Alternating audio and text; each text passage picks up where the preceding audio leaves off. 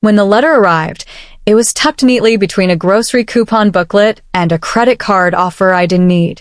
It looked harmless enough. Plain white envelope, my name printed in bold, official-looking font.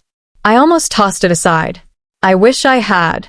The return address read, I already felt my shoulders tighten. I opened it at the kitchen counter, one hand holding my coffee, the other unfolding the single sheet of paper that would change the entire summer.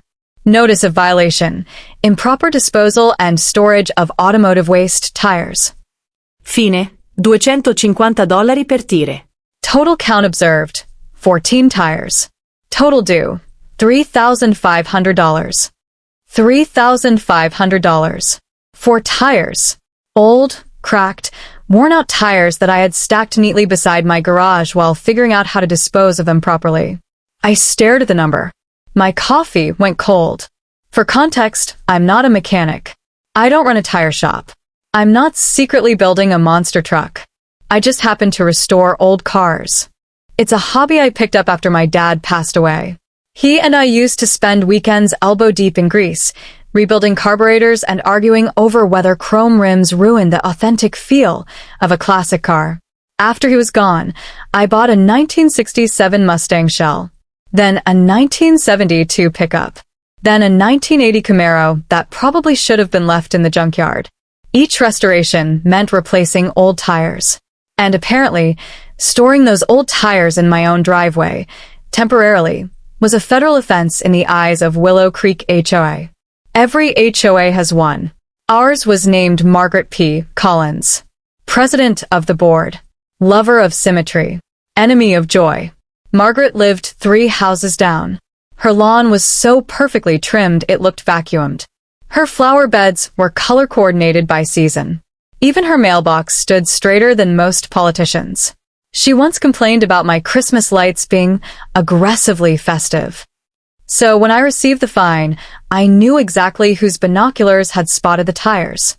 I marched over to her house with the letter in hand. She opened the door wearing pastel pink and an expression of administrative authority. Yes, Margaret, I began, forcing politeness. 14 tires equals $3,500. She didn't blink. Automotive waste poses environmental and aesthetic concerns. Section 8.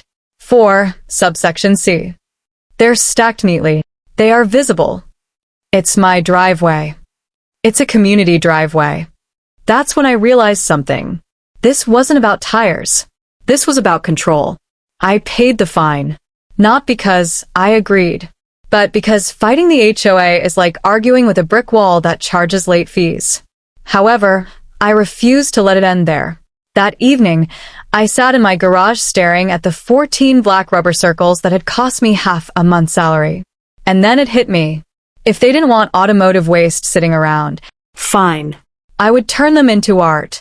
The next morning, I drove to the local nursery, planning something big. The cashier asked as I loaded my cart with soil, petunias, marigolds, lavender, pansies, and cascading ivy. You could say that, I replied. Back home, I got to work. Step 1. Clean the tires thoroughly. Step 2. Drill drainage holes. Step 3. Paint them. Oh yes. If Margaret loved color-coordinated perfection, I was about to give her a Technicolor explosion. I painted each tire a different bright shade. Sunflower, yellow, scene blue, cherry, red, mint, green, lavender, purple, coral, pink, tangerine, orange. I even added patterns. Polka dots, stripes, geometric designs. My driveway looked like a kindergarten art class had taken over. Then came the soil. Then the flowers. Within hours, 14 dull, unsightly pieces of automotive waste transformed into 14 vibrant mini gardens. And I didn't hide them. I arranged them artistically along the front of my property line. Perfectly aligned. Fully compliant. Margaret noticed immediately. I was watering the petunias when I saw her freeze mid-step during her morning power walk. She stared. I waved. Her eye twitched. That afternoon, I received another letter. My heart raced as I opened it. The HOA has reviewed the recent landscaping additions. Currently, no violation exists under Section 12, Decorative Garden Installations. I laughed so hard I nearly fell off the porch. Something unexpected happened over the next week. People started stopping. First, Mrs. Alvarez from across the street. "They're adorable," she said. "Where did you buy them?" "I made them." By day 3, kids were asking their parents if they could paint their own tire planters. By day 5, 2 neighbors had added their own versions. By day 7, there were 8 houses with tire gardens. Margaret's perfectly symmetrical kingdom was turning into a festival of color. I heard about it from Kevin, the guy 2 houses down who lives for neighborhood drama. "They're calling an emergency board meeting about the rubber rebellion," he whispered like we were plotting espionage. I attended, of course. Margaret stood at the front with a slideshow titled, "Preserving Community Aesthetics in Challenging Times, Slide 1, a picture of my rainbow tire garden." Murmurs filled the room. But then something magical happened. Mrs. Alvarez stood up. "My grandchildren love walking past those flowers." Then Mr. Thompson, "My wife hasn't gardened in years." Those planters inspired her.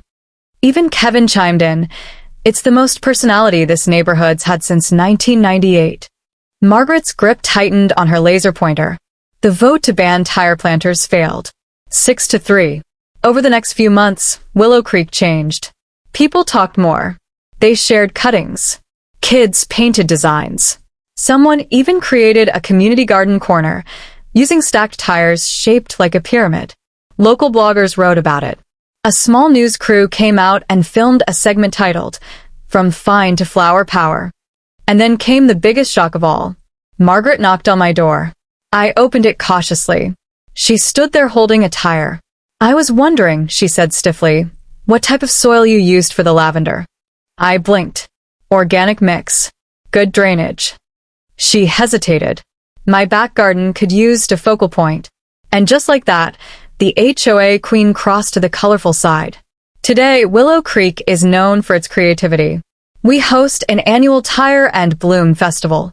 There are contests for Best Design, Most Creative Theme, Kids' Choice Award. The fine that once felt like punishment became the best accidental investment I ever made. Those 14 tires taught me something important. Sometimes authority forgets that community isn't about uniform perfection. It's about expression, connection, color, and occasionally a little well-executed pettiness.